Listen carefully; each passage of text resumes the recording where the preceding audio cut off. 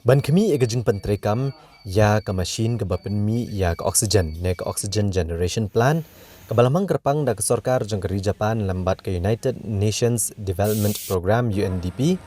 ha ke Arab Sautrek unai wing uklik bapet ya ke oxygen generation u ambassador Satoshi Suzuki lambat ke kenhuan gilalit benjurip ya ke oxygen plan ke bala pentrekam ha ke Nongpo Civil Hospital. Hagani gejingwan yu okjat jong nu ambassador balamang na kabentagri India lasenran langru da kenhuan jong u lembat kibor ke UNDP bat layadon langru menteri ketenat kakot kakya ka jela Meghalaya u James PK Sangma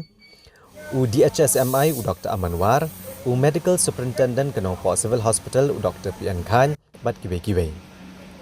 Ya kene ke kor penmi oksigen ke balamang Hanong Po Civil Hospital la pentre kam tikna bat ke jingla ban penmi ya ke oksigen kakot hado sispa San Paulitar ha ka shiminit.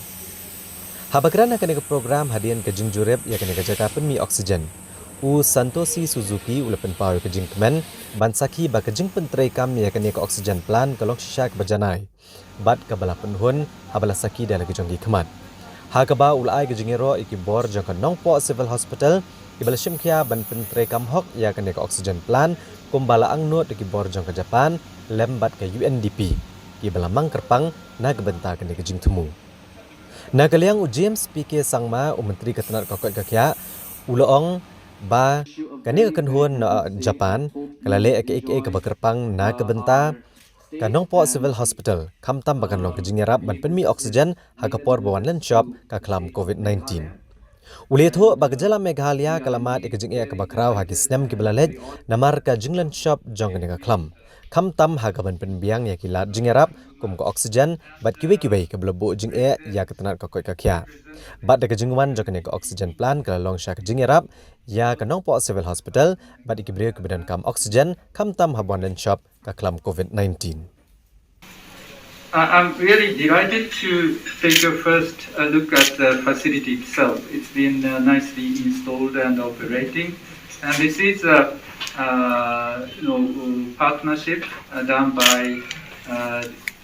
UNDP and Japanese Embassy collaboration together with the officials of the